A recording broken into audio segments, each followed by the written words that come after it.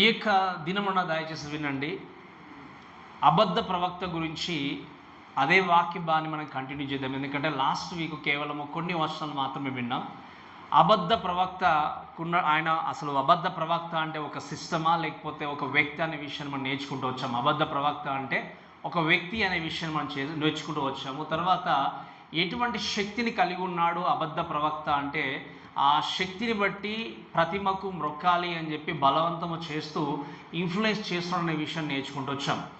ఈరోజు ఈ యొక్క ఉదయకాల సమయంలో ఇదే వాక్యభాన్ని కంటిన్యూ చేస్తూ నేను మీతో చెప్పే విషయం ఏంటి అంటే ద ఫాల్స్ ప్రాఫిట్ ఆర్ అబద్ధ ప్రవక్త గురించి మాట్లాడుతూ ఈరోజు ఆ అబద్ధ ప్రవక్త యొక్క ప్రోగ్రాం అంటే ఏంటి, ఒక వ్యక్తిగా ఉన్నాడు, శక్తిని కలిగి ఉన్నాడు, ఆ శక్తిని బలాన్ని కలిగి ఉండి ఏం చేయబోతున్నాడు, ఆ శక్తిని బలాన్ని కలిగి ఎటువంటి ప్లాన్స్ ఉన్నాయి, ఎటువంటి స్కెడ్యూల్ కలిగి ఉన్నాడు యొక్క అబద్ధ ప్రవక్త అనే విషయాన్ని మనం ఈరోజు నేర్చుకుంటూ వస్తాం. కాబట్టి బాగా జాగ్రత్తగా దయచేసి మీరు కాన్సన్ట్రేషన్ చేయాల్సిందిగా నేను ప్రభునామంలో మనం చేస్తున్నాను. అబద్ధ ప్రవక్త ఎటువంటి ప్లాన్స్ కలిగి ఉన్నాడు అనే విషయం చూసినప్పుడు మనం లాస్ట్ వీక్ అంతా కూడా చూసి నేర్చుకుంటూ వచ్చింది ఏంటి అంటే ఒక వ్యక్తిగా ఉండి శక్తిని కలిగి ఉండి ప్రతిమకు మ్రొక్కాలి, లేకపోతే అంత్యక్రీస్తును ఆరాధించాలి, నమస్కరించాలి అని చెప్పి ఆ యొక్క వ్యక్తులందరినీ కూడా బలవంతం చేసినట్టుగా చూస్తాం. అయితే ఈ బలవంతం చేసినటువంటి ఈ యొక్క అబద్ధ ప్రవక్త ఎటువంటి ప్లాన్స్ కలిగి ఉండి వెళ్ళాడు అంటే మీరు 15వ వచనం చదవండి దయచేసి. 15వ వచనం, ఆ మృగము యొక్క ప్రతిమ మాటలాడునట్లును ఆ మృగము యొక్క ప్రతిమకు నమస్కారము చేయని వారిని హతము చేయునట్లును ఆ మృగము యొక్క ప్రతిమకు ప్రాణం ఇచ్చుటకై దానికి అధికారము ఇయ్యబడిను. ఈ మాట మనం చూసినప్పుడు దయచేసి మీరు వినాల్సిన విషయం ఏంటి అంటే ఎటువంటి ప్లాన్ను ప్రణాళికను కలిగి ఉండి అబద్ధ ప్రవక్త వెళ్తున్నాడు అంటే వాక్యంలో ఏముంది అంటే ఈ అబద్ధ ప్రవక్త అక్కడ ఉన్నటువంటి ప్రతిమ, ఎవరి ప్రతిమ అది, ఎవరి ప్రతిమ నేను లాస్ట్ వీక్ ఏమని చెప్పండి. ఆ ప్రతిమ ఎవరిది అంటే అంత్యక్రీస్తు యొక్క రూపాన్ని చేసి పెట్టబోతున్నారు.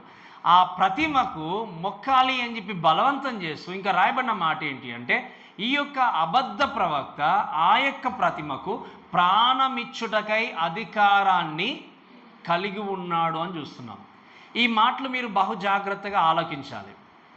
ఈ లోకంలో ఎన్నో విగ్రహాలు ఉన్నాయి.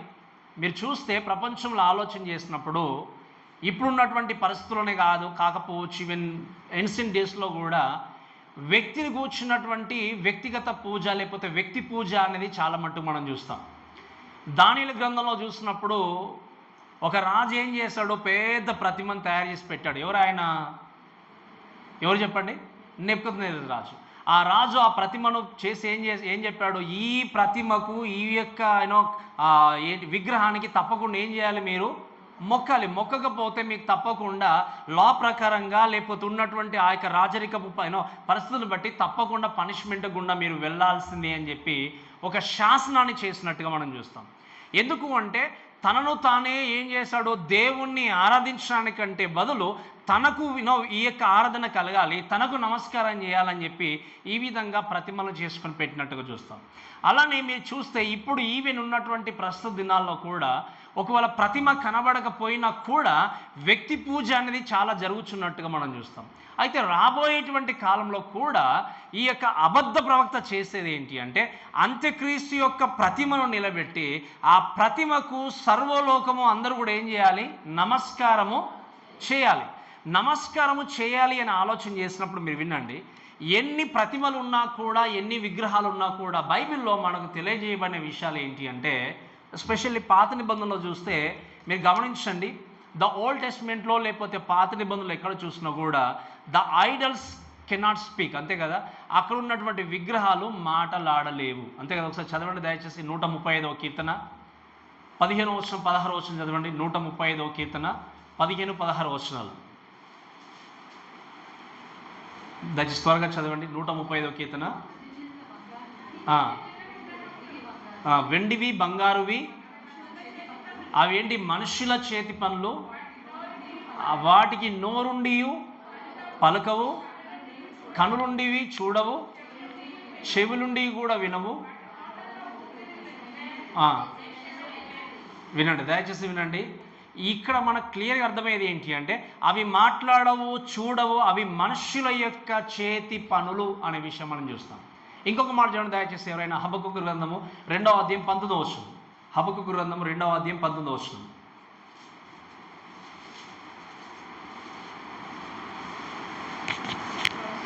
చదవండి. ఏంటాడు చెప్పండి? ఆ రాతిని లేకపోతే దాన్ని చూసి లేవమని చెప్పి చెప్పేవానికి శ్రమ. అది ఏమైనా బోధింపగలదా? అది బంగారుతోనూ వెండితోనూ పూత పూయబడిన కానీ దానిలో శ్వాసం ఎంత మాత్రమో. ఈ మాటలన్నీ కూడా మీరు గ్రహిస్తే వినండి. ఇక్కడ ఉన్నటువంటి విగ్రహాలన్నీ కూడా, ప్రతిమలన్నీ కూడా మీరు ఆలోచన చేస్తే మాట్లాడలేవు, బోధింపలేవు, శ్వాస లేదు. ఇవన్నీ విషయాలు కూడా మనం చూస్తాము. కాబట్టి వాటికి మ్రొక్కడము, వాటిని పూజించడము వ్యర్థము అనే విషయాన్ని వాక్యభావంలో నేర్చుకుంటూ వస్తాం. కానీ ఇక్కడికి వచ్చిన తర్వాత, అంటే ఈ యొక్క శ్రమల కాలంలో అబద్ధ ప్రవక్త ఎవరి గురించి అయితే మాట్లాడుతున్నాడో, ఏ ప్రతిమ గురించి అయితే తెలియజేస్తున్నాడో, ఈ ప్రతిమ గురించి మాట్లాడినప్పుడు రాయబడిన మాట ఏంటి అంటే ఆ మృగముకు యొక్క ప్రతిమకు ప్రాణమిచ్చుటకై ఈ అంటే అబద్ధ ప్రవక్తకు అధికారము ఏంటంటే చెప్పండి, ప్రతిమకు ప్రాణము ఇష్టకై. సో ఇక్కడ మనం ఆలోచన చేయాల్సింది ఏంటి అంటే, కెన్ సాటన్ గివ్స్ లైఫ్? నిజంగా సాతాను ప్రాణాన్ని ఇవ్వగలడా? మీరు చాలా జాగ్రత్తగా వినండి. ప్రాణాన్ని ఇవ్వగలడా? ఈ మాటను బట్టి ఆలోచన చేస్తే కొంతమంది ఏంటి అంటే నిజంగా అంత్యక్రీస్తుకి, అబద్ధ ప్రవక్తకి చాలా శక్తి, పవర్ ఉంది కాబట్టి ప్రాణము సహితము విగ్రహాలకు ఇవ్వచ్చు అన్నటువంటి విధంగా ఆలోచన చేసేవారు ఉంటారు. కానీ మీరు గమనించాల్సింది ఏంటి అంటే లోకంలో సాతాను ఎంత శక్తివంతుడుగా ఉన్నా కూడా, దేవుడు అధికారం ఇచ్చినా కూడా ప్రాణము ఇచ్చే అధికారం మాత్రము సాతానుకు దేవుడు ఇవ్వలేదు. మరి ఇక్కడ రాయబడిన విషయం ఏంటి? అబద్ధ ప్రవక్త అంత్యక్రీస్తు అయినటువంటి ఆ ప్రతిమకు ప్రాణము ఇచ్చేటువంటి అధికారం ఉంది అనే మాట చూసినప్పుడు ఈ వాక్యాన్ని కొంచెము క్లియర్గా మనం ఆలోచన చేస్తే, ప్రాణము అనే మాట ఏంటి అంటే గ్రీక్ భాషలో 2 పదాలు వాడతారు. ప్రాణానికి ఏంటి చెప్పండి? గ్రీక్ భాషలో 2 పదాలు. ఆ 2 పదాల్లో మనం మొట్టమొదటిగా చూస్తే ఏంటి అంటే జోయే అనే పదాన్ని వాడతారు, లేకపోతే బియోస్ అనేటువంటి పదాన్ని వాడతారు.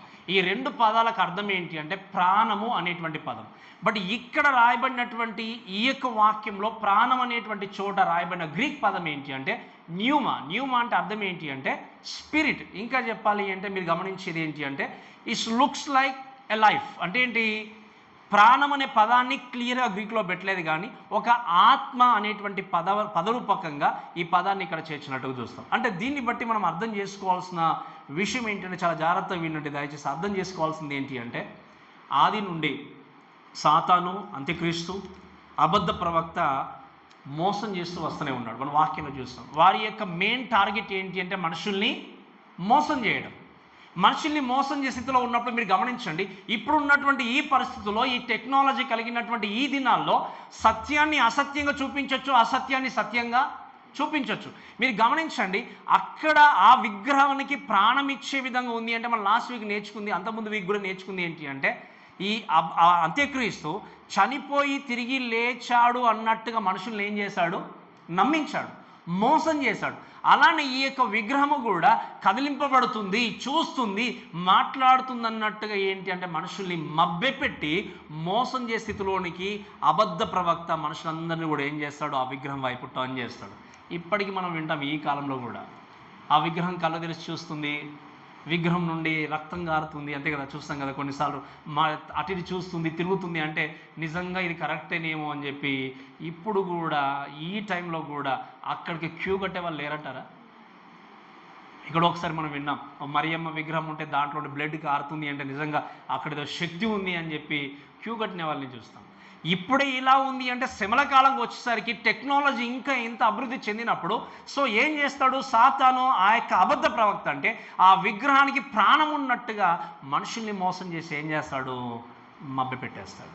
మీరు గమనించిన ప్రేమ దేవుని ఈ యొక్క విషయాలు మనం ఆలోచన చేసినప్పుడు అపియర్స్ అంటే ఏంటి? ప్రాణం ఉన్నట్టుగా కనబడే విధంగా చేస్తాడు. ఒకసారి ఒక మాట చూడండి దయచేసి. ప్రకటన గ్రంథం 17వ అధ్యాయము 17వ వచనం. 17వ అధ్యాయం 17వ వచనం.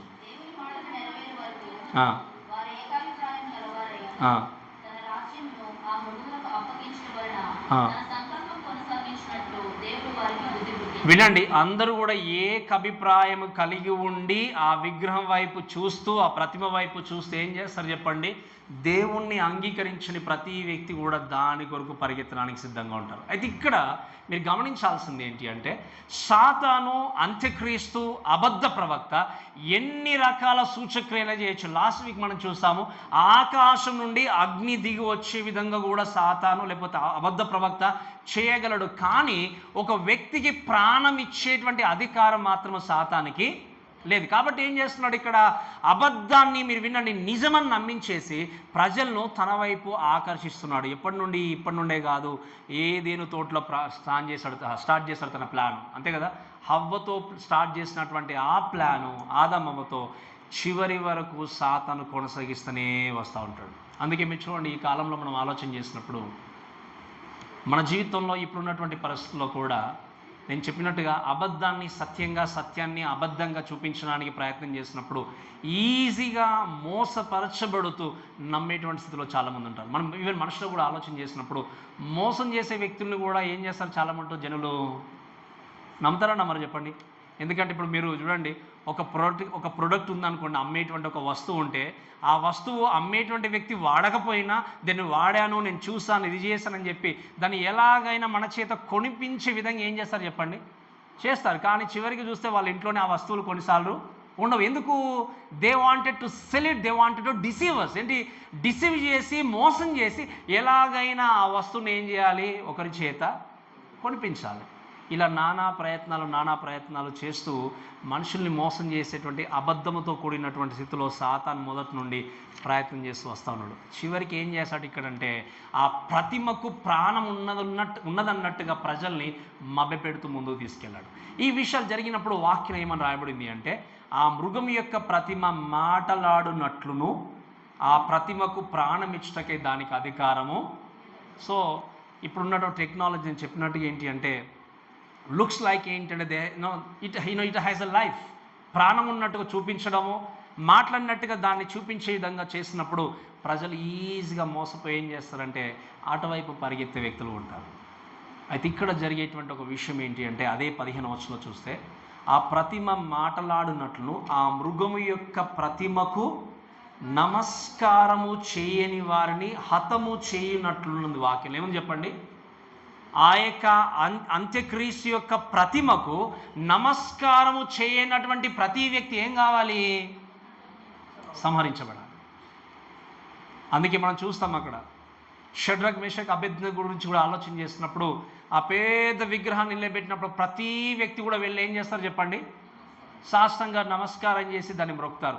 ఎవరైతే మ్రొక్కకుండా నిలబడతారో మీరు చూడండి, వారి గురించి నేను ప్రతిసారి జ్ఞాపకం చేసుకున్నప్పుడు అనుకుంటాను, ప్రభు నిజంగా వారికున్న విశ్వాసము ఎంత గొప్పది, వారికి ఉన్నటువంటి ధైర్యం ఎంత గొప్పది ప్రభు అని కొన్నిసార్లు ఆలోచన చేస్తాను. మీరు వినండి, అక్కడ ఉన్నటువంటి రాజ్యంలో ప్రతి వ్యక్తి బోడౌన్ అయ్యాడు, ప్రతి వ్యక్తి కూడా వంగి నమస్కారం చేస్తున్నాడు. కానీ ఈ ముగ్గురు వ్యక్తులు ఏం చేస్తారు చెప్పండి? ప్రతిమకు మొక్కకుండా అలానే నిలబడి ఉన్నారు. అండ్ వారు మనకు, నేను ఎప్పుడు జ్ఞాపకం చేస్తాను కదా మాట, అగ్నిగుండంలో పడవేయడానికంటే ముందు వారు అన్న మాట ఏంటి అంటే, ఒకవేళ మా దేవుడు రక్షించినా పర్వాలేదు, రక్షించకపోయినా పర్వాలేదు, కానీ మేము ఈ ప్రతిమకు మొక్కము. దీని గురించి నేను ఇంకా తర్వాత మీకు కొంచెం ఎక్స్ప్లెయిన్ చేస్తాను. ఈ ప్రతిమ నిలబెట్టినప్పుడు, అంత్యక్రీస్తు యొక్క ప్రతిమ నిలబెట్టి ప్రతి మానవుడు మొక్కాలి. మొక్కకపోతే ఏం చేయబడతాడు చెప్పండి? సంహరించబడతాడు. ఈ శ్రమల కాలంలో మనం చూస్తూ వస్తూ ఉంటే అంత్యక్రీస్తు సాతాను ఈ విధంగా శ్రమ పెడుతూ సంహరిస్తూ వస్తూనే ఉన్నాడు. ఆ విషయాలు మనం చూసినప్పుడు మనం చూసాం ఏంటంటే, 7వ అధ్యాయంలో మనం గమనించినప్పుడు అనేక రకాలుగా అంత్యక్రీస్తు లేకపోతే అబద్ధంతో కూడినటువంటి సాతాను ఎంతోమంది విశ్వాసులను సంహరించినట్టుగా చూస్తాం 7వ అధ్యాయంలో చూసినప్పుడు. మీరు చదవడం ఒక మాట దయచేసి 7వ అధ్యాయంలో మనకు బాగా తెలుసు, మనం నేర్చుకుంటూ వచ్చాము, చాలా రోజులు అవుతుంది. Of course will go back. దయచేసి 7వ అధ్యాయము 14వ వచనం చదవండి దయచేసి. 13వ వచనం, 7వ అధ్యాయం 13వ వచనం. పెద్దల్లో ఒకడు తెల్లని వస్త్రములు ధరించుకొని ఉన్న వీరు ఎవరు? ఎక్కడుండి వీరు వచ్చారన్నప్పుడు అడిగాను. అందుకు నేను, అయ్యా నీకే తెలియననగా అతడు ఇలాగ నాతో చెప్పాను, వీరు మహాశ్రమల నుండి వచ్చిన వారు, గొర్రెపిల్ల రక్తంలో తమ వస్త్రములు ఉదుకొండకు వాటిని తెలుపు చేసుకొనిరి. శ్రమల కాలంలో దేవుని కొరకు జీవించినటువంటి వ్యక్తుల్ని ఏం చేశాడు? సాతాను చంపేశాడు, చంపేయబోతున్నాడు. చంపేసినప్పుడు వీళ్ళు ఏం చేయబోతారు? దేవుని యొక్క సన్నిధికి వచ్చినప్పుడు అక్కడ ఉన్నటువంటి పెద్ద చెప్పేది ఏంటి అంటే, వీరు శ్రమల కాలం నుండి బయటకు వచ్చినటువంటి వ్యక్తులు. ఈ విధంగా ఎంతోమంది విశ్వాసులని ఈ యొక్క సాతాను అంత్యక్రీస్తు సంహరించబోతున్నాడు. అంతేకాకుండా మనం చూస్తాం ఏంటి అంటే, ఈవెన్ మనం దేవుని యొక్క వాక్యంలో ప్రత్యేకంగా ఆలోచన చేసినప్పుడు, మరి అందరిని సంహరిస్తే, అందరూ చనిపోతే మరి 1000 పరిపాలనలోనికి ఎవరు వెళ్తారు అన్నటువంటి క్వశ్చన్ ఉన్నా కూడా మనం వాక్యంలో నేర్చుకుంటూ వచ్చాం కొన్ని సందర్భాల్లో. ఈవెన్ చాప్టర్ 16లో, చాప్టర్ 12లో కానీ చూస్తే ఏంటి అంటే, కొంతమంది జ్యూస్ని, కొంతమంది యూదులను దేవుడు ఏం చేస్తాడు? వారిని సంరక్షించినట్టుగా చూస్తాం.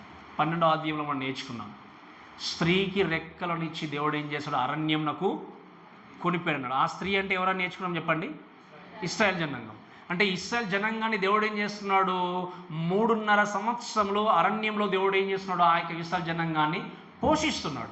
అలానే 1,44,000 మందిని ఏం చేస్తున్నాడు? దేవుడు పోషిస్తున్నాడు. ఈ విధంగా వీరందరినీ కూడా దేవుడు సంరక్షిస్తూ, ఈవెన్ కొంతమంది బిలీవర్స్ కూడా సంరక్షించి, వీరందరూ కూడా ఏంటి అంటే 1000 ఏళ్ల పరిపాలనలోనికి వాళ్ళు ఏం చేస్తారు? వెళ్ళిపోతారు. అయితే ఇక్కడ మీరు గమనించాల్సింది ఏంటి అంటే, ఇక్కడ అబద్ధ ప్రవక్త అంత్యక్రీస్తు యొక్క ప్రతిమను నిలబెట్టి, నేను లాస్ట్ వీక్ చెప్పాను, ఇక్కడ యెరూషలేం ప్రాంతంలో ఆ ప్రతిమను నిలబెట్టబోతున్నారు. ఆ ప్రతిమ నిలబెట్టబడిన తర్వాత ఆ ప్రతిమకు లోకంలో ఉన్న ప్రతి వ్యక్తి కూడా ఏం చేయాలి? నమస్కారం చేయాలి. నమస్కారము చేయని వ్యక్తిని, మొక్కని వ్యక్తిని ఏం చేస్తారు చెప్పండి? తప్పకుండా సంహరించడము, చంపేయడము. ఏ విధంగా ఇంకా తన యొక్క ప్లాన్ని, అంటే అబద్ధ ప్రవక్త ఏ విధంగా తన యొక్క ప్రణాళికని ఇంకా ఏ విధంగా నెరవేరుస్తాడు అంటే, మనం దేవుని యొక్క వాక్యం నేర్చుకుంటూ ముందుకు వెళ్దాం. చూడండి దయచేసి, ఇప్పుడు 16వ వచనం చదవండి దయచేసి. కాగా కొద్దివారు కానీ, గొప్పవారు కానీ, ధనికులు కానీ, దరిద్రులు కానీ, స్వతంత్రులు కానీ, దాసులు కానీ, అందరూ తమ కుడి చేత మీదనైనను తమ నొసటి అందైనను ముద్ర వేయించుకున్నట్లును, ఆ ముద్ర అనగా క్రయ విక్రయములు చేయుటకు మరి ఎవరికి అధికారం లేకున్నట్లు అది వారిని బలవంతము చేయుచున్నది. మీరు చాలా జాగ్రత్తగా దయచేసి మనం విందాం ఈ మాటల్ని. అబద్ధ ప్రవక్త అధికారాన్ని కలిగి ఉన్నాడు. ఏంటి అంటే, విగ్రహాన్ని, ప్రతిమకు ఏంటి చెప్పండి? మొక్కాలి అని చెప్పి బలవంతం చేస్తూ, అంతేకాకుండా ఏముంది వాక్యంలో అంటే, ఆ ప్రతిమ మాట్లాడినట్టుగా, ప్రాణం ఉన్నట్టుగా ప్రజల్ని మోసం చేస్తూ వెళ్ళినప్పుడు మీరు గమనించండి. ఇంకా ప్రజల గురించి మాట్లాడినప్పుడు మనం ఇప్పటిదాకా మాట్లాడుకున్నట్టుగా పీపుల్ ఈజీలీ డిసీవ్స్, అంతే కదా. పీపుల్ ఏమవుతారు? ప్రజలందరూ కూడా ఈజీగా డిసీవ్ అయిపోతారు. అంటే అందుకే మనం చూస్తే నిజాన్ని నమ్మిన దానికంటే మోసాన్ని, అబద్ధాన్ని త్వరగా నమ్ముతారు. అందుకే ఇప్పుడు మనుషులు మీరు చూడండి, లాస్ట్ వీక్ మనం నేర్చుకున్నట్టుగా ఏదైనా సూచక్రియ కనబడింది అంటే, ఏదైనా అద్భుత కార్యం కనబడింది అంటే, దాని వెనకాల కోకొల్లగా పరిగెత్తేటువంటి జనాల్ని మనం చూస్తాం. ఎందుకంటే దే నీడ్ ఆ ఫిజికల్గా వారు ఉన్నటువంటి టైంలోనే ఏదైనా మన జీవితంలో ఒక కార్యం జరగాలి, ఏదైనా ఒక సూచన కనబడాలి, ఏదైనా ఒక మన జీవితంలో దాన్ని ఏమంటారు, ఆల్ ఆఫ్ సడన్గా ఏదైనా జరగాలి అన్నట్టుగా, అన్న విధంగా ఈ అద్భుత కార్యాలు, మహత్కార్యాల వైపు పరిగెత్తేటువంటి జనాంగాన్ని చూస్తాం. మీరు చూడండి, ఇంత టెక్నాలజీ పెరుగుతున్నా కూడా ఇప్పుడున్నటువంటి పరిస్థితుల్లో ఈరోజు మంచిది కాదు అని ఎవరైనా చెప్తే, చేతిలో మంచి ఐఫోన్లు ఉన్నా కూడా, అన్ని రకాల టెక్నాలజీ వాడే వాళ్ళైనా, ఎంత ఎడ్యుకేషన్ కలిగి ఉన్నా కూడా ఈ మూఢనమ్మకాల వైపు తిరిగేవారు లేరంటారా? ఈ టెక్నాలజీ కన్నా లేరంటారా చెప్పండి? ఇది సరైంది కాదు, ఈరోజు సరైంది కాదు, లేకపోతే ఈ విధంగా ఈరోజు మీరు ఇంటి వెళ్ళకూడదు, ఈరోజు మీరు పెళ్లి చేసుకోకూడదు, ఈరోజు ఇది చేయకూడదు అంటే దాని వైపు తిరిగేవారు లేరంటారు. అంటే ఈజీగా మూఢనమ్మకాల మీద దృష్టి నుంచి పరిగెత్తేటువంటి జనాంగము అప్పుడున్నారు, ఇప్పుడు కూడా ఉన్నారు. ఈ శ్రమల కాలంలో కూడా ప్రజలందరూ కూడా ఏం చేస్తారు అంటే, ఈ ప్రతిమలో ఏదో శక్తి ఉంది, ఈ ప్రతిమలో ఏదో ఒక శక్తి ఉంది అని చెప్పేసి మీరు చూడండి, ప్రజలందరూ కూడా ఆ ప్రతిమకు నమస్కారం చేయాలి. మీకు డౌట్ రావచ్చు, ఏంటి అంటే, ఉండేది యెరూషలేం ప్రాంతంలో కదా, మరి ఏ విధంగా ప్రతిమ మొక్కాలి అనుకుంటే మనకి ఈజీగా తెలిసి ఏంటి అంటే, ఇప్పుడే ప్రపంచాన్ని మనం చేతులు చూడవచ్చు, అంతే కదా. టెలివిజన్స్ ద్వారా, టెక్నాలజీ ద్వారా ప్రతి వ్యక్తి కూడా దానికి సంబంధించిన విగ్రహాలు తయారు చేసుకునేవచ్చు, లేకపోతే ప్రపంచంలో అది అక్కడ ఉన్నా కూడా ప్రపంచం అంతా చూసి ఆ యొక్క విగ్రహాన్ని, ఆ ప్రతిమను మొక్కడానికి ప్రయత్నం చేసే స్థితిలో ఉంటారు. ఒకవేళ మొక్కకపోతే, నమస్కారం చేయకపోతే నెక్స్ట్ స్టెప్ ఏంటి చెప్పండి? మరణించండి. అయితే ఎలా మరి ఈ విధంగా మొక్కడానికి ప్రయత్నం చేసినప్పుడు మరి మొక్కకుండా, లేకపోతే ఆ యొక్క ప్రతిమను ఆరాధించకుండా, నమస్కారం చేయకుండా ఉన్నవారిని ఎలా రికగ్నైజ్ చేయాలి, ఎలా గుర్తుపట్టాలి అనుకున్నానికి ఆలోచన చేసినప్పుడు దానికి కూడా అంత్యక్రీస్తు ఒక ప్లాన్ చేశాడు. ఏం ప్లాన్ చేశాడు అంటే అదే మనం చూడబోతాం. ఏంటంటే మార్క్ ఆఫ్ ద బీస్ట్. ఏం చేస్తాడు? క్రూర మృగం యొక్క ముద్ర.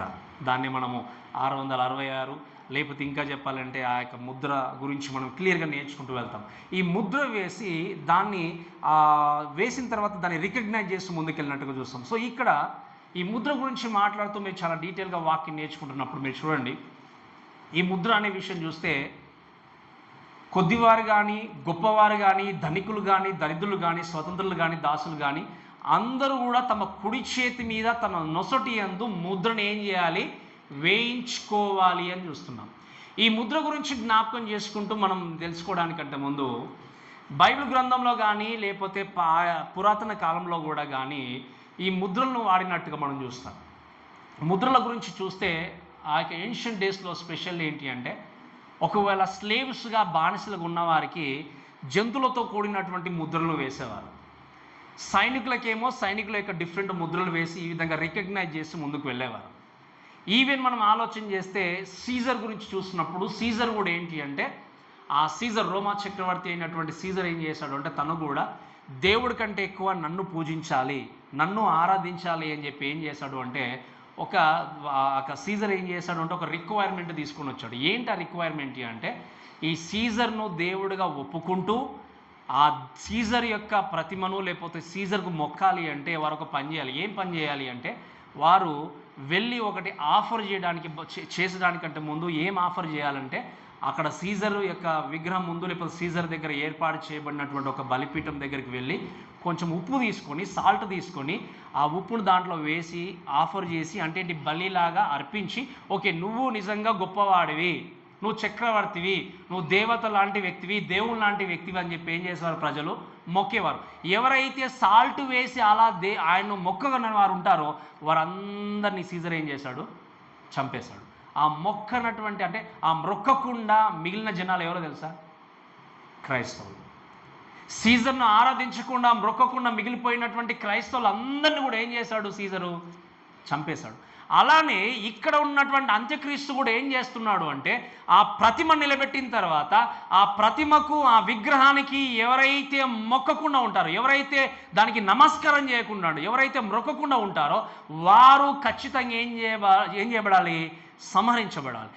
ఏ విధంగా మరి వాళ్ళని రికగ్నైజ్ చేయాలి, ఏ విధంగా గుర్తుపట్టాలి అంటే, ఈ అంత్యక్రీస్తు ఏం చేస్తారంటే, దేవుని యొక్క వాక్యం మనం చూస్తే మీరు వినండి. ఇక్కడ నుదుటి పైన, తర్వాత వాక్యంలో ఏమని రాయబడి ఉంది?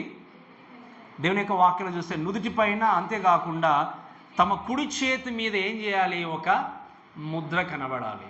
ఆ ముద్ర వేయించుకున్న వ్యక్తి వదిలివేయబడతాడు. ఆ ముద్ర వేయించుకున్న వ్యక్తి అంత్యక్రీస్తు యొక్క ఆధీనంలో చాలా చక్కగా బ్రతుకుతాడు. ముద్ర వేయించుకోని వ్యక్తి ఖచ్చితంగా ఏం చేయాలి? సంహరించబడాలి. దీని గురించి మాట్లాడినప్పుడు మీరు చూడండి, ఈవెన్ బైబిల్ గ్రంథంలో కూడా దేవుడు 1,44,000 పీపుల్కి దేవుడు ముద్ర వేసి నడిపించాడు. అఫ్కోర్స్ అది కనబడే ముద్ర కాదు. ఈవెన్ దేవుడు మిమ్మల్ని నేను ముద్రించి ఉన్నాడు, అంత్యదినం వరకు మిమ్మల్ని ముద్రించి ఉన్నానంటే ఏంటి? మనకు కనబడట్లేదు ముద్ర, కానీ ఆత్మీయంగా దేవుడు మనల్ని ముద్రించి తన పిల్లలుగా చేసుకుంటూ నడిపించాడు. కానీ ఇక్కడ కనబడుతున్నటువంటి ఈ ముద్ర గురించి ఆలోచన చేసినప్పుడు, ఎవరైతే నుసుడు ఎందు కానీ, లేకపోతే కుడి చేతి ఎందు కానీ ముద్ర వేసుకోకపోతే ఆ వ్యక్తి కష్టతరంగా తన జీవితాన్ని కొనసాగించి మరణాన్ని కొని తెచ్చుకోవాల్సిందే. అందుకే వాక్యంలో మీరు చూడండి, క్లియర్గా రాయబడినటువంటి విషయం ఏంటి అంటే, చాలా జాగ్రత్తగా చదివితే, కొద్దివారు కానీ, గొప్పవారు కానీ, ధనికులు కానీ, దరిద్రులు కానీ, స్వతంత్రులు కానీ, దాసులు కానీ అందరూ అంటే అర్థం ఏంటి? ఇంకా ఎవరు కూడా విడవబడలేదు. ప్రపంచంలో ఉండే ప్రతి వ్యక్తి కూడా ఎవరైతే వారి యొక్క కుడి చేతి మీద తమ నొసటి యందు ముద్ర వేయించుకుంటారో, ఆ ముద్ర వేయించుకున్నటువంటి వ్యక్తి, అంటే ఆ ముద్ర వేయించుకున్నటువంటి వాళ్ళు ఏంటి, పేరు కానీ క్రూరముఖి యొక్క పేరు కానీ లేకపోతే సంఖ్య కానీ ఉన్నటువంటి వాడు తప్ప మిగతా వ్యక్తులు క్రయ విక్రయాలు చేయడానికి ఎవరికి అధికారం లేకున్నట్లు అది వారిని బలవంతము, అంటే మీరు చాలా జాగ్రత్త వినండి, నొసటి యందు కానీ కుడి చేతి యందు కానీ ముద్ర వేయించుకోని వ్యక్తి ఈ కెనాట్ ఈ can't go for buying are selling. అంటే ఏంటి, తాను కొనడానికి వీల్లేదు, అమ్మడానికి వీల్లేదు. ఇంకా క్లియర్గా చెప్పాలి అంటే ముద్ర వేయించుకొనని వ్యక్తి వ్యాపారము చేయడానికి వీల్లేదు. ఏ వస్తువు కొనలేడు, ఏ వస్తువును అమ్మలేడు. వింటున్నారుగా జాగ్రత్త, నాతో పాటు మీరు ఉన్నారు కదా. ఏ వస్తువును వాళ్ళు కొనలేరు, వస్తువును ఏమాత్రం కూడా వాళ్ళు అమ్మలేరు. ఇంకా చెప్పాలంటే మీరు చూడండి, దేవుని యొక్క వాక్యం మనం ఆలోచన చేస్తే, మరి ఈ విధంగా వీళ్ళు ఈ విధంగా నడుచుకుంటూ వెళ్ళినప్పుడు ఎవరైతే ఈ ముద్రను వేయించకుండా ధిక్కరిస్తారో ఆ ధిక్కరించేటువంటి వ్యక్తికి ఈవెన్ చివరికి ఆహారం దొరకడం కూడా కష్టమే. ఎందుకు చెప్పండి. ఇప్పుడు మనం చూస్తాము, ఇప్పుడు కార్డ్స్ ఉన్నాయనుకోండి, క్రెడిట్ కార్డు కానీ డెబిట్ కార్డు కానీ ఉన్నదనుకోండి, చూస్తే ఆ కార్డ్స్ చూసినప్పుడు, ఆ కార్డు గురించి చూస్తే ఫ్రంట్ బ్యాక్ చూసినప్పుడు ఆ కార్డు అనేది నిజంగా మన ఇండియాలో లేకపోతే పలానా బ్యాంకు దీనికి సంబంధించిందా కాదని దాన్ని చూసినప్పుడు మనిషిగా మనల్ని పక్కన పెట్టి కార్డు చూస్తే తెలిసిపోతుంది ఇది ఎవరి పేరు పైన ఉంది. ఆ బార్ కోడ్ తెలియజేస్తుంది ఇది ఏ బ్యాంకు సంబంధించింది, ఇది ఏ వ్యక్తికి సంబంధించింది, అన్నీ కూడా ఆ యొక్క కార్డులు ఏమైపోయాయి, ఇంక్లూడ్ అయిపోయి. ఆ కార్డు చూస్తే ఈజీగా చెప్పగలవు, నువ్వు ఒకవేళ కొనొచ్చా కొనరాదా, లేదా నువ్వు దాన్ని జరిగించొచ్చా జరిగించరాదా అని చెప్పేసి ఆ కార్డు ఉంటే సమస్య జరిగిపోతుంది. ఇప్పుడున్నటువంటి ఈ యొక్క స్థితిలోని మీరు గమనించండి, ఈ ప్రపంచంలో మిగతా జనులందరూ కూడా టెక్నాలజీ వాడుకుంటూ సైంటిస్టులుగా ఉంటూ అన్నీ మేము చాలా డిజిటలైజేషన్ చేసుకుంటూ వెళ్ళిపోతున్నాం అనుకుంటున్నారు. కానీ ఇది వాక్యంలో రాయబడింది ఏంటి అంటే, ఒకరోజు రాబోతుంది ఏంటి అంటే, ఇప్పుడున్న పరిస్థితిలోనే దాదాపుగా వెరీ రేర్గా మనం డబ్బులు వాడుతున్నాం, అంతే కదా. చేతులతో ఇచ్చి ఒక వ్యక్తికి మనము చెల్లించడం ఆల్మోస్ట్ చాలా రేర్గా, ఎక్కడో కొద్ది సందర్భాల్లో మనం వెళ్ళి డబ్బులు చేత్తో మామూలుగా లావాదేవీలు జరిగిస్తున్నాం. కానీ ఎక్కడ చూసినా కూడా ఏంటి చెప్పండి, డిజిటల్ కైండ్ ఆఫ్ థింగ్. రాబోయే కాలంలో ఇంకా మనం ఆలోచన చేసినప్పుడు ఏంటి అంటే, we don't have any kind of money in our hands. ఇంకా మనీతో పనే లేదు, బంగారంతో పని లేదు అనేసరికి అందరూ చూస్తున్నారు ఇప్పుడు సైలెంట్ ఉన్న వాళ్ళు, అంతే కదా. బంగారంతో పని లేదు, డబ్బులతో ఈ యొక్క పేపర్లతో పని లేదు. కేవలం ఉండబోయేది ఏంటి అంటే శ్రమకాలం టైంకి నాట్ ఈవెన్ కార్డ్స్, ఓన్లీ ఏంటి అంటే ముద్ర. ఎక్కడ ఉండాలి ముద్ర? నొసటి మీద కానీ లేకపోతే చేతి మీద కానీ. మీరు చూడండి, ఈ ముద్ర లేకపోతే ఇప్పుడు మనం ఇంకా ఎక్కువ అర్థం చేసుకోవాలి క్లియర్గా అంటే, ఇప్పుడు రేషన్ కార్డు ఉంది మనకి, రేషన్ కార్డు లేకపోతే మనం రేషన్ తీసుకోవచ్చా తీసుకుంటామా చెప్పండి? మనకి ఇవ్వరు. ఎంత మనం బ్రతిమలాడినా డబ్బులు పే చేస్తాం అనుకున్నా కూడా ఈ కార్డు లేదు కాబట్టి నీకు మేము ఇవ్వడానికి వీల్లేదు అని చెప్పేసి ఏం చేస్తారు, మనకు బియ్యము కానీ రైస్ కానీ ఇవ్వరు. మీరు గమనించండి, ఆ కాలంలో ముద్ర వేయించుకున్నటువంటి వ్యక్తికి జరిగేది ఏంటి అంటే, ఆహారం లేకుండా అల్మటించి మరణానికి గురి కావడం. మీరు గమనించండి, ఇది 3.5 శ్రమల కాలంలో జరగబోయేటువంటి విషయాలు. ఈ పరిస్థితి గుండా వెళ్ళినప్పుడు ప్రజలందరూ కూడా వారు బ్రతకడానికి ప్రాకులాడుతూ బ్రతకడానికి ప్రయత్నం చేస్తూ ఆ ముద్రను వేయించుకుంటూ పరిగెత్తేవారు ఉంటారు.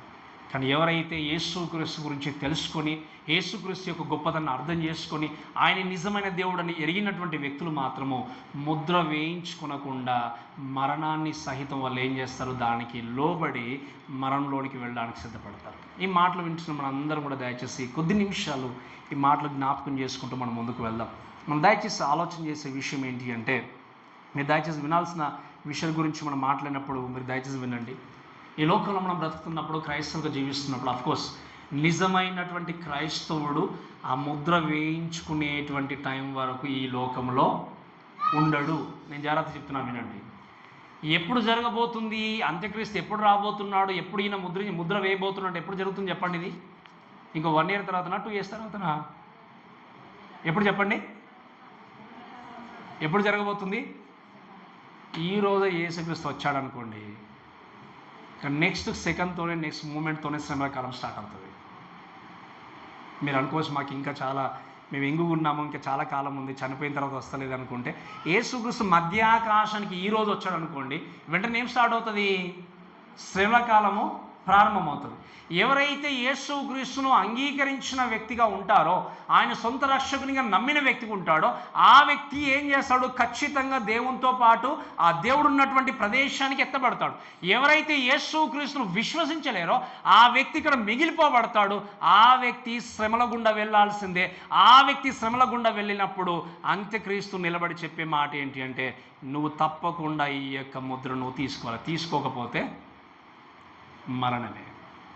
ఈవెన్ ఈ కాలంలో మీరు గమనించండి, యేసుక్రీస్తు రాకముందైనా కూడా మన జీవితాన్ని మనం కొనసాగిస్తున్నప్పుడు, లాస్ట్ నేను జ్ఞాపకం చేస్తాను, క్రీస్తుని అంగీకరించి చక్కగా జీవితాన్ని కొనసాగిస్తున్నప్పుడు, ఒకవేళ ఈ యొక్క ఉన్నటువంటి గవర్నమెంట్స్ కానీ ఇవన్నీ కూడా ఎన్ని రకాల లాస్ పాస్ చేసి అన్ని ముందుకు వెళ్ళినప్పుడు, మీరు క్రిస్టియన్స్గా క్రీస్తు కొరకు బ్రతకాలి అంటే, మీ సమస్తాన్ని మొత్తం తీసుకొచ్చి గవర్నమెంట్కి హ్యాండ్ ఓవర్ చేయాలి అంటే ఎంతమంది సిద్ధంగా ఉంటారు? చెప్పినప్పుడు మీకు అర్థమైందా? మీకున్న సమస్తాన్ని తీసుకొచ్చి మీరు మొత్తం కూడా మీరు గవర్నమెంట్ హ్యాండ్ ఓవర్ చేయాలి. లేకపోతే మీరు హ్యాండ్ ఓవర్ చేయకపోతే మీరు ఖచ్చితంగా మరణించాల్సిందే. మీకు తినడానికి కనీసం ఫుడ్ కూడా ఇవ్వమన్నారు అనుకోండి, ఎంతమంది ఎంతమంది క్రీస్తు కొరకు జీవించి మీ సర్వస్వాన్ని దేవుని కొరకు గవర్నమెంట్కి ఇచ్చేస్తారు చెప్పండి?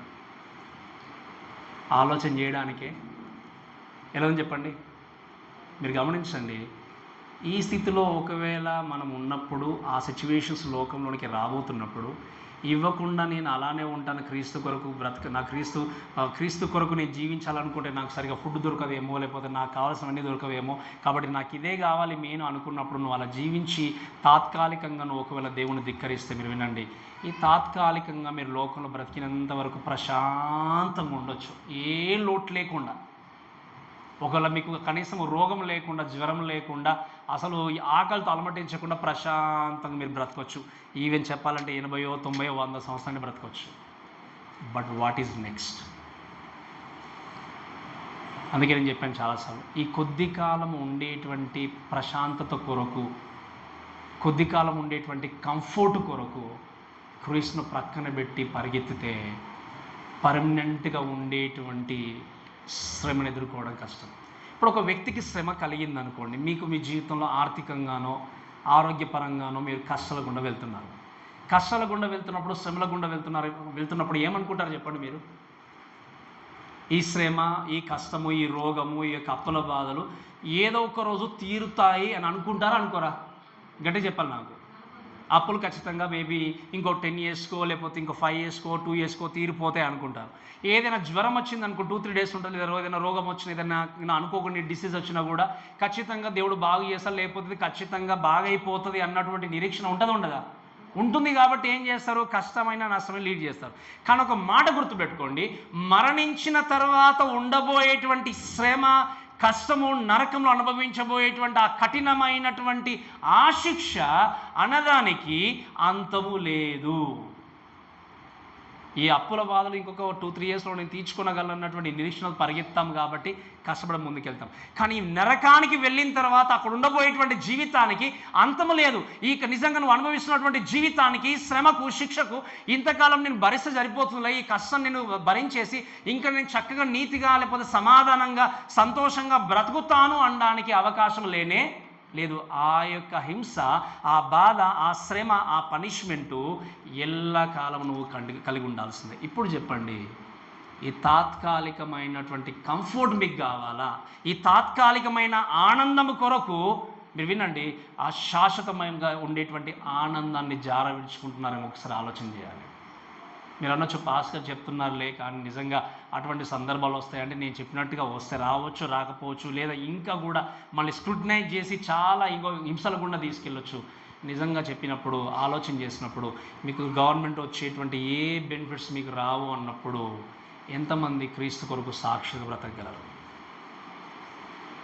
ఎంతోమంది క్రీస్తు కొరకు నేను క్రైస్తవునని చెప్పుకొని జీవించగలరు? వాక్యంలో ఒక మాట ఉంది, ఎవరైతే నన్ను మనుషులుట ఒప్పుకొనడో, ఏమన్నా యేసుక్రీస్తు, నేను వాణ్ణి తండ్రి దగ్గర అనడం అనేది మాట మత్తయి సువార్త 7వ అధ్యాయంలో, ఎవడైతే నన్ను మనుషుల ఎదుట ఒప్పుకొనడో వాణ్ణి నా తండ్రి దగ్గర నేను ఒప్పుకోను అంటే ఏంటి అర్థము? మీరు యేసుక్రీస్తుని కనుక ఇక్కడ మీరు ఒప్పుకోకపోతే, మీరు ఆయన కొరకు జీవించకపోతే, ఆయన కొరకు బ్రతకకపోతే, దేవుడు ఏమన్నాడు? నేను తండ్రి దగ్గర మిమ్మల్ని నేను ఒప్పుకున్నట్టు అర్థం ఏంటి? ఇంకా మీరు నరకానికి వెళ్ళాల్సిందే, నరకానికి వెళ్ళాల్సిందే. మీరు వినండి ప్రియమైన దేవుని దయచేసి గమనించండి. మనము అంత్య దినాల్లో, చివరి దినాల్లో ఉన్నాం. ఈ చివరి దినాల్లో ఉన్నప్పుడు, ఈ డిజిటలైజేషన్ సొసైటీలో మనం బ్రతుకుతున్నప్పుడు ప్రతిదీ కూడా మనం డిసీవ్ చేసేదే. ఎందుకు అంటే మనము చాలాసార్లు మన జీవితాల్లో ఇప్పుడున్నటువంటి బిజీ లైఫ్లో చాలా మట్టుకు మనిషి ఉన్నటువంటి జీవితాన్ని సంతోషంగా, సమాధానంగా లీడ్ చేయబడడానికి కారణం ఏంటో తెలుసా? నేను చాలాసార్లు చెప్పాను. Thinking about future, second thing in comparing with others.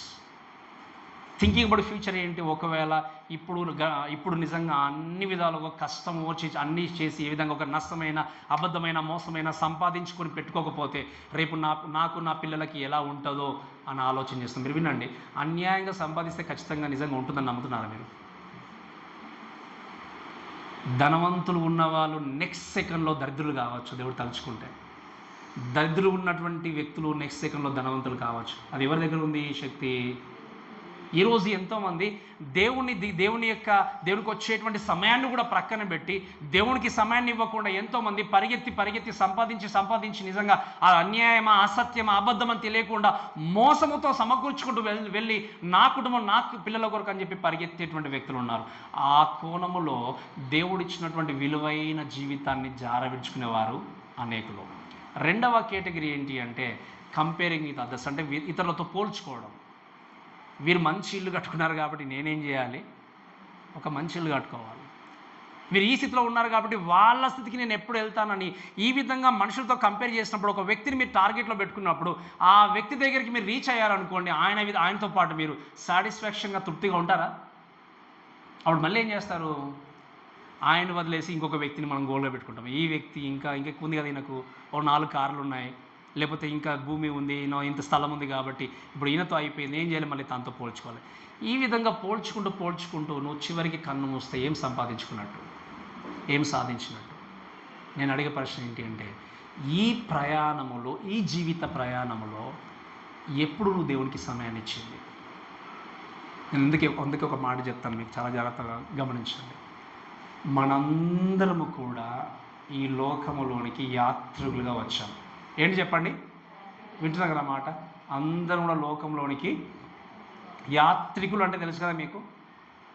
ఒక యాత్రకు వెళ్ళొచ్చాము అంటాం, అంటే ఏంటి? వెళ్ళి అక్కడ ఉండిపోం కదా మనం. యాత్రికులం అంటే లోకమును చూసి వెళ్ళడానికి ఎవరు పంపించారు ఇప్పుడు మనల్ని? గట్టిగా చెప్పాలి. దేవుడు పంపించినప్పుడు ఎవరి కొరకు మనం పని జరిగించాలి? ఎవరి కొరకు జీవించాలి లోకంలో? ఎంతమంది నిజంగా మీ యొక్క హృదయాల మీద చేసుకుని చెప్పగలరు, నేను ప్రభువా మీరు ఇచ్చిన జీవితాన్ని మీ కొరకు నేను నిలబెట్టుకుంటున్నాను, మీ కొరకు నిజంగా నా జీవితాన్ని కొనసాగిస్తున్నాను, మిమ్మల్ని సంతోషపెట్టడానికి నా క్రియం జరిగిస్తున్నాను అని ఎంతమంది చెప్పగలరు? పని చేసుకోకూడదని చెప్పట్లేదు, సంపాదించుకోకూడదని చెప్పట్లేదు. వీటి అన్నిటి వెనకాల దానికంటే ప్రాముఖ్యంగా the first and foremost place ఎవరికి ఉండాలి చెప్పండి? దేవుడికి ఇవ్వాలి. అందుకే నిన్న చక్కగా ఎస్తేర్ గురించి మనం చాలా చక్కగా నేర్చుకున్నాం. ఆమె మంచి స్థితి, అంత ఉన్నత స్థితిలో ఉన్నా కూడా ఆమె ఒక డిసిజన్ తీసుకుంది, ఒక నిర్ణయం తీసుకుంది. ఏంటి అంటే, if I perish, let me perish, but I wanted to go and visit ఆ కింగ్ అని చెప్పేసి ఆమె ఏం చేస్తుందంటే, నేను నశించిపోయినా పర్లేదు కానీ నేను అక్కడికి వెళ్తాను అని చెప్పి ఒక నిర్ణయం తీసుకుని ముందుకు వెళ్ళిపోయింది. ఈరోజు మీరు వినండి, ఇక్కడ ఉన్నటువంటి ఈరోజు ఎంతోమంది క్రైస్తవులే కావచ్చు, జనాంగము మనుషులందరే కావచ్చు, ఈ యొక్క కంఫర్ట్కి, లేకపోతే నిజంగా జీవితము అంతా కూడా సమాధానంగా, సంతోషంగా, సరిగా ఉండాలి అని చెప్పి ఈ యొక్క జీవన ప్రమాణానికి అలవాటు పడిపోయి దేవుణ్ణి మహిమపరచడం చాలామంది మానేస్తారు. అందుకే నేను చాలాసార్లు చెప్తాను, వినండి, దేవుణ్ణి వెంబడించడము అంటే అన్నీ కూడా సరిగా ఉంటాయని కాదు. దేవుణ్ణి వెంబడించినప్పుడు కష్టాలు ఉండవు, బాధలు ఉండవు, శ్రమలు ఉండవు అంటే దేవుడు చెప్పేవాడు కాదు ఈ మాట. ఏ మాట? ఇక లోకంలో మీకు శ్రమ కలుగునో ఆయన ధైర్యం తెచ్చుకొని నా సమాధాన్ని, శాంతిని నేను మీకు. ఈ మాట ఎందుకు చెప్తాడు చెప్పండి? యేసుక్రీస్తు ఒకవేళ లోకంలో యేసుక్రీస్తుని అంగీకరించిన వ్యక్తికి శ్రమ ఉండదు, బాధ ఉండదు, కష్టం ఉండదు అంటే ఈ మాట చెప్పాల్సిన అవసరం లేదు. ఆ మాట చెప్పాలంటే అర్థం ఏంటి? ఈ లోకంలో మీరు దేవుని వెంబడిస్తున్నప్పుడు మీకు శ్రమలు శోధనలు కలుగుతాయి. వాటిని ఏం చేయాలి? మీరు ఎదుర్కొని ఓర్పును కలిగే సహనంతో తప్పకుండా ముందుకు వెళ్ళాలి. సో ఇక్కడ కూడా ఏంటి అంటే ఈ ముద్ర వేయించుకున్నటువంటి వారు వాళ్ళు ఏంటి అంటే ఇంకా ఖచ్చితంగా ఆకలితో అలమటించి మరణాన్ని కూడా తెచ్చుకోవాల్సిందే. మీరు అనుకోవచ్చు, ఇంతగా మరణించి మరి వాళ్ళు ముద్ర వేసుకొని చాలా ఎంజాయ్ చేస్తూ వెళ్ళిపోతున్నారు కదా అన్నట్టు అనుకున్నా కూడా వాళ్ళకు ఉండబోయేటువంటి తీర్పు అనేది మరి కఠినమైంది. ఈ ఎంతకాలం తెలుసా ఎంజాయ్మెంట్ అంతా కూడా? కేవలము 3.5 సంవత్సరాలే. ముద్ర వేయించుకుంటూ 3.5 సంవత్సరాలు మాత్రమే వాళ్ళు ఆ సంతోషంతో ఆనందంతో. కానీ తర్వాత వచ్చేటువంటి తదుపరి పనిష్మెంటు భయంకరమైంది. ఈ ఆకలితో అలమటించిన ముద్ర వేయించుకోకుండా బ్రతికేటువంటి వ్యక్తులు మరణించవచ్చు, కానీ నిత్యత్వాన్ని నిత్య జీవితాన్ని కలిగి ఉండి ఎల్లకాలము దేవునితో జీవించడానికి వారు సిద్ధంగా ఉంటారు. కాబట్టి ఈ మాటలు చూస్తూ దయచేసి మనము కొంచెం ముందుకు వెళ్తూ మనం ఆలోచన చేద్దాం. ఏంటి అంటే ఈ యొక్క అంత్యక్రీస్తు ఇక్కడ స్పెషల్లీ ఆలోచన చేస్తే ఏంటి అంటే it's not only matter of religious deception. అంటే ఏంటి? ఒక రాజకీయ పరంగా సిస్టమ్ పరంగా మోసం చేయడం మాత్రమే కాదు, లైఫ్ అండ్ డెత్ అనే మ్యాటర్ను తీసుకొచ్చి ప్రజల ముందు పెడతాడు. మీరు కనుక ప్రతిమకు మొక్కకపోతే మీకు జీవనోపాధి లేదు. ప్రతిమ కనుక మీరు నమస్కారం చేయకపోతే మీకు బ్రతకనేది లేదు అన్నప్పుడు భయపడుతూ పరిగెత్తేటువంటి జనాంగం ఉంటారు. అందుకే ఆ రోజు నేను ఉండను అన్న స్థితిలో మీరు ఉన్నా కూడా ఇప్పుడు మీ విశ్వాస జీవితానికి పరీక్ష ఏంటి అంటే మీరు వినండి. నిజంగా మీకు అటువంటి సిచ్యువేషన్ అంటే సే దేవుడు ఈ లోకంలో ఉన్నటువంటి ఈ పరిస్థితుల్లో అన్నీ మీ దగ్గర నుండి నేను తీసేసుకుంటాము అని ఒకవేళ ఆర్డర్స్ వచ్చినప్పుడు నిజంగా దేవుని కొరకు మీరు బ్రతకగలరా? బ్రతకలేరు అని అంటే మీరు నిజంగా క్రైస్తవులు కాదు.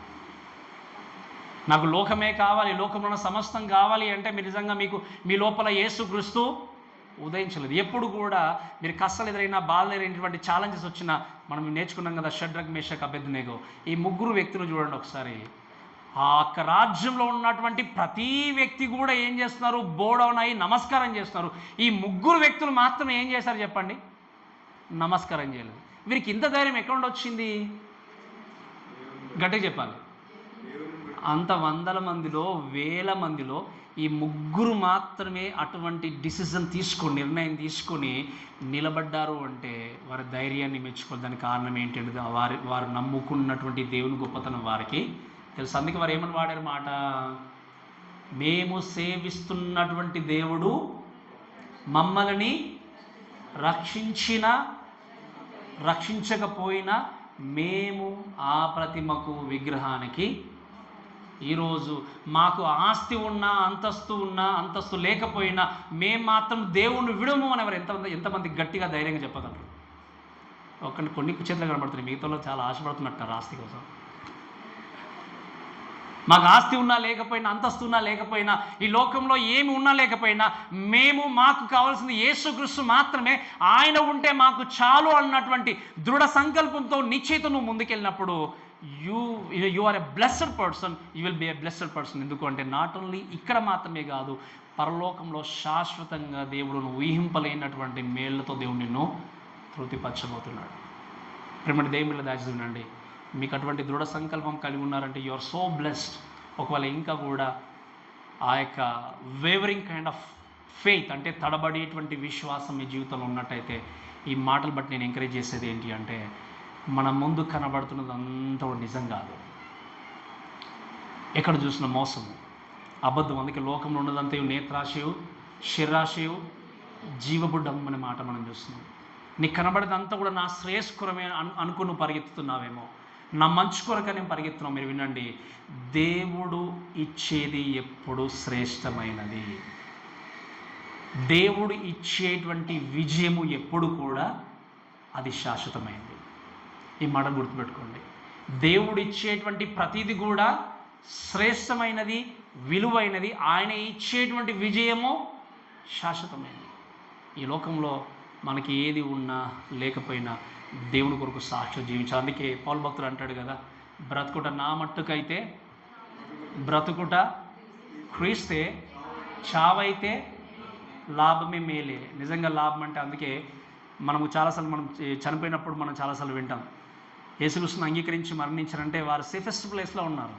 బ్రతుకున్న మనమే మన జీవితాన్ని చక్కగా కొనసాగిస్తూ ముందుకు అంటే అందుకేమన్నాడు ఆయన అపొస్తలుడైన పౌలు, నా మట్టుకైతే బ్రతుకుట అంటే ఎవరి కోసం బ్రతకాలి? మనము దేవుని కోసం బ్రతికి తప్పకుండా ముందుకు వెళ్ళాలి. సో ఇక్కడ ఉన్నటువంటి అంత్యక్రీస్తు వేరే చాయిస్ లేకుండా వారిని ఆ విధంగా ఏం చేశాడు అంటే ముందుకు తీసుకెళ్ళాడు. అయితే మీరు వినండి, ఆ ప్రతిమకు మొక్కేవారు, Mudra వేయించుకునేవారు wrong kind of decision తీసుకుని తర్వాత పనిష్మెంట్ గుండా వెళ్ళాల్సింది. ఇంకా చదువుదాం చూడండి దయచేసి. ఇంకా చూస్తే క్రయ విక్రయములు చేయుటకు వారిని మరి ఎవరికి అధికారం లేకున్నట్లు అది వారిని ఏం చేస్తుంది? బలవంతం. అంటే అమ్మలేరు, కొనలేరు, తినలేరు అంటే అర్థం ఏంటంటే ఇంకా చివరికి చనిపోవాల్సిందే. మీకు విషయం తెలుసా? ఆ ముద్ర వేయించుకునకుండా క్రీస్తు కొరకు చనిపోయే వ్యక్తులు కూడా ఉండబోతున్నారు. ముద్ర వేయించుకునకుండా క్రీస్తు కొరకు చనిపోయే వ్యక్తులుగా ఉండబోతున్నారు. ఈరోజు ఆ యొక్క విషయాలు గుర్తుపెట్టుకుంటూ దయచేసి ఇంకొక మాట చదివి మనం ముగించడానికి ప్రయత్నం చేద్దాం. వర్స్ 18 చదవండి దయచేసి. బుద్ధి గలవాడు మృగం యొక్క సంఖ్యను లెక్కింపనేమో, అది ఒక మనిషిని సంఖ్య, ఆ సంఖ్య 666. ఇందులో జ్ఞానము మీకు అర్థమవుతుంది కదా ఇదేంటి? సో అక్కడ వాక్యం చూసి ఇంకొక మాట ఏమని రాయబడింది అంటే 17వ వచనంలోనే ఆ మృగము పేరైను దాని పేరిట సంఖ్య అయిన గలవాడు అన్నది వాక్యంలో. ఆ పేరు ఏంటో మనకు తెలియదు. ఓకే, మృగము పేరేమని నిజంగా ఇక్కడ చెక్కి రాయబడుతుందో మనకు తెలియదు. సంఖ్య గురించి మాట్లాడినప్పుడు ఇక్కడ వాక్యంలో ఉన్న మాట ఏంటి అంటే 666. మరి ఈ 666 గురించి ఎందుకు ఈ సంఖ్య పెట్టాల్సి వచ్చిందని మాట్లాడినప్పుడు డిఫరెంట్ కైండ్ ఆఫ్ ఇంటర్ప్రిటేషన్స్ ఉన్నా కూడా మనం ప్లెయిన్గా సింపుల్గా అర్థం చేసుకోవాల్సింది ఏంటంటే చాలా జాగ్రత్తగా వినండి. ఈ 6 అనేటువంటి పదము, 666 అనేటువంటి పదము is the number of man. ఇది మానవుడికి సంబంధించింది. 7 అనే సంఖ్యను బైబిల్లో మనం దేనికి సూచనగా చూస్తాం చెప్పండి? సంపూర్ణతకు, అంతే కదా? అంటే 7 అనే సంఖ్య ఎప్పుడు కూడా అది సంపూర్ణతకి, 7 అనే సంఖ్య దేవుడికి సంబంధించింది అన్నట్టుగా మనం చూస్తాం. 6 అనే సంఖ్యని గురించి మనం చూసినప్పుడు మనం చూస్తే ఈవెన్ పాత నిబంధనలో కానీ ధర్మశాస్త్ర ప్రకారంగా కానీ ఒక వ్యక్తి బానిసగా ఉండంటే బలవంతంగా 6 సంవత్సరాలు ఏం చేయాలి? బానిసగా బ్రతికి 7వ సంవత్సరం ఏం చేయాలి? విడుదల పొందుకోవాలి. మానవుడు కూడా ఏ రోజున విడుదల సృష్టింపబడ్డాడు? 7వ రోజా? 6వ రోజు, అంతే కదా? 6వ రోజు క్రియేట్ చేయబడ్డాడు. ఈవెన్ మనము ఈ విధంగా చూస్తే వాక్యాలు కూడా గమనించి చూస్తే ఇశ్రాయేల్ జనాంగానికి దేవుడు చెప్పాడు, మీరు 6 సంవత్సరాలు ఏం చేయండి? పొలాన్ని దున్నండి, పంట పండించుకోండి. 7వ సంవత్సరం మీరు ఏం చేయండి? దాన్ని పూర్తిగా ఖాళీగా వదిలేయండి. ఈ విషయాలన్నీ చూస్తే ఏంటి అంటే 6 లేకపోతే 666 అనేటువంటి సంఖ్య మానవునికి అంటే అసంపూర్ణతకు సంబంధించినటువంటి సంఖ్య. 7 అనే సంఖ్య సంపూర్ణతకి సంబంధించినటువంటి సంఖ్య. ఈ 6 అనేది అన్హోలీ లేకపోతే అసంపూర్ణంగా ఉన్నటువంటి సంఖ్య అనేటువంటి ముద్రను సాతాను లేకపోతే అంత్యక్రీస్తు ముద్రింపబోతున్నాడు. ఆ అసంపూర్ణంగా ఉన్నటువంటి ఆ సంఖ్యను ముద్రను ముద్రించుకున్న వ్యక్తి అంత్యక్రీస్తు యొక్క ఆది నుండి బ్రతుకుతాడు. ఆ ముద్రను ధిక్కరించిన వ్యక్తి మరణాన్ని కూడా తెచ్చుకుంటాడు.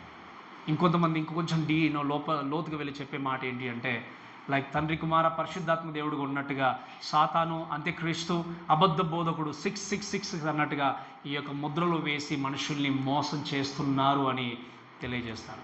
కాబట్టి ఇంకా క్లియర్గా దేవుడు ఇటువంటి పదాన్ని ఎందుకు వాడు ఇంకా ఇంతకంటే క్లారిటీ మనకు బైబిల్లో దేవుడు ఇవ్వలేదు. కానీ ఒకటి మాత్రం మనకు క్లియర్ ఏంటి అంటే ఇది అసంపూర్ణమైనటువంటి మానవుని సంఖ్య. ఈ సంఖ్యను వేసుకున్న వ్యక్తి ఏంటి అంటే అన్హోలీ, అసంపూర్ణుడు, కొద్ది కాలం మట్టుకు ఆ సంఖ్యని కలిగి ఉండి జీవనోపాధి కలిగి ఉండే వ్యక్తి.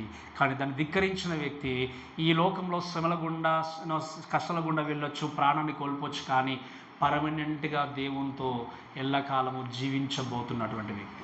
అయితే మీరు అనుకోవచ్చు, మరి ఈ కాలంలో వీళ్ళు బ్రతుకుతున్నప్పుడు సంఖ్యని వేసుకుంటూ ఏమైతే ఏమవుతుందో మేము ఉపవాసం ఉండకూడదు, అలమటించిపోకూడదు, ముద్ర వేయించుకుంటే అయిపోతుంది కదా అనుకుని ఒకవేళ ఆలోచన చేస్తే వారికి జరిగేటువంటి పనిష్మెంట్ గురించి వాక్యంలో రాయబడింది. ఒకసారి చదవండి దయచేసి. ఇది ప్రకటన గ్రంథము 14వ అధ్యాయము 9వ వచనం చదవండి దయచేసి. 9వ వచనం. మరియు వేరొక దూత అనగా 3వ దూత గొప్ప స్వరముతో ఇలాగ చెప్పెను, ఆ క్రూర మృగమునకు కానీ దాని ప్రతిమకు కానీ ఎవడైనను నమస్కారము చేసి తన నొసటి యందు చేతి మీదనేమి ఆ ముద్ర వేయించుకుని ఎడల ఏమీయు కలపబడకుండా దేవుని ఉగ్రత పాత్రలో పోయబడిన దేవుని కోపమును మద్యమును వాడు త్రాగును. పరిశుద్ధ దూతలేటును గొర్రెపిల్ల దూతలేటును అగ్ని గంధకముల చేత వాడు బాధపడును. వారి బాధ సంబంధమైన పొగ, ఏం చెప్పండి, వారి బాధ సంబంధమైన పొగ అంటే దెర్ ఈజ్ నో హోప్, నిరీక్షణలు. అందుకే చెప్పాను, మీకు శ్రమ ఉంటే కష్టం ఉంటే తీరిపోతుంది అన్న నిరీక్షణ ఉంది. ఈ లోకంలో ఎన్ని కష్టాలు గుండా వెళ్ళినా కూడా క్రైస్తవుడికి బ్రతుకుతున్నందుకు నన్ను దేవుడు ఖచ్చితంగా విడిపిస్తాడు అని రాబోతున్నాడన్న నిరీక్షణ ఉంది. కానీ నరకంలో వేయబడిన తర్వాత యుగ యుగములు బాధింపబడాల్సిందే. కానీ అక్కడ నిరీక్షణకు కానీ లేకపోతే ఒక నమ్మకత్వానికి కానీ అవకాశం లేదు. యుగ యుగాలు ఏంటి చెప్పండి, అక్కడ హింసింపబడాల్సిందే. ఇక్కడ వాక్యం మనం గమనిస్తే పేతురు అంటాడు, క్రీస్తు కొరకు సద్భక్తితో బ్రతకను ఉద్దేశించిన వారు. ఈ మాట తెలియదా మీకు? తెలుసా తెలియదా? క్రీస్తు కొరకు సద్భక్తితో బ్రతకను ఉద్దేశించిన వారు హింస పొందుదురు అనేది వాక్యంలో. తెలియదా ఈ మాట మీకు? చాలా జాగ్రత్తగా గుర్తుపెట్టుకోండి. క్రీస్తు కొరకు బ్రతకను ఉద్దేశించిన వారు ఏం చేస్తారు చెప్పండి? హింస పొందుతారు అని చెప్పేసి వాక్యం రాయబడింది. ఈరోజు నువ్వు క్రీస్తు కొరకు సత్ప్రవర్తన కలిగి ఆయన కొరకు బ్రతకాలనుకున్నప్పుడు హింసనే కలగవచ్చు, బాధనే కలగవచ్చు. కానీ గుర్తుపెట్టుకోండి, మన బాధను మన శ్రమను తొలగించి దేవుడు మనతో ఉన్నాడు. కానీ ఎవరైతే ఈ ముద్రను ఆ శ్రమకాలంలో ముద్ర వేయించుకొని బ్రతికేటువంటి వ్యక్తులు ఉంటారో వాళ్ళు భయంకరమైనటువంటి పనిష్మెంట్ గుండా వెళ్ళి వారు బాధకరమైన స్థితి గుండా వెళ్ళినప్పుడు వారి బాధ అనేది యుగ యుగములు ఉండబోతుంది అనే విషయాన్ని మనం చూస్తూ ఉన్నాం. సో ఈ మాటలన్నీ బట్టి మనం దయచేసి గమనించాల్సింది ఏంటి అంటే, ఏ కోణంనైనా ఏ విధంగానైనా మనమున్నటువంటి ఈ కాలంలో మన పరిస్థితుల్లో కూడా క్రీస్తు కొరకు బ్రతకడానికి మనం సిద్ధపడ్డప్పుడు బాధనే అయినా శ్రమనైనా కష్టమైన నష్టమైనా కూడా క్రీస్తును విడవకుండా ఆయన కొరకు మనం ముందుకు సాగాలి. ఎందుకు అంటే మనం అనుభవిస్తున్నటువంటి బాధ, ఎవ్రీథింగ్, బాధ అయినా కష్టమైన నష్టమైన ప్రతీది కూడా దేవుడు చూస్తున్నటువంటి వ్యక్తి. ఆయన చూడకుండా మనం ఏ బాధ భరించట్లేదు, ఆయన చూడకుండా మనం ఏ కష్టం గుండా వెళ్ళట్లేదు. ఇంకా చెప్పాలి అంటే మన భారం మనకు ఎక్కువైనప్పుడు భారాన్ని దించడానికి దేవుడు సిద్ధంగా ఉన్నాడు. అంతే కదా? ఆయన ఏమన్నాడు? మీ చింత యావత్తు. మరి ఈ మాటకు అర్థం ఏంటి? మీకు ఒకవేళ మీరు మోయలేకపోతున్నాను మీరు అనుకున్నట్టయితే దేవుడు ఏమన్నాడు? ఆ చింతను తీసి నా మీద వేయమని చెప్పాడు. ఈరోజు మీరు ఎటువంటి బాధల గుండా వెళ్ళినా శ్రమల గుండా వెళ్ళినా కాంప్రమైజ్ కాకుండా దేవుని కొరకు సాక్షులుగా జీవితాన్ని కొనసాగించాలి. ఎందుకంటే దేవుడు మనకు విలువైనటువంటి స్థానాన్ని కేటాయించి పెట్టాడు. ఆ బహుమానంతో కూడినటువంటి పరలోక రాజ్యంలో దేవుడు మనకు స్థానాన్ని ఇచ్చాడు. కాబట్టి ఆ యొక్క స్థలం పైన, ఆ స్వాస్థ్యం పైన దృష్టి ఉంచి మనందరం కూడా నమ్మకంగా దేవుని కొరకు జీవిస్తూ ముందుకు వెళ్దాం. కాబట్టి మాటలను మనల్ని దేవుడు దీవించి ఆస్వాదించును గాక. ఆమేన్.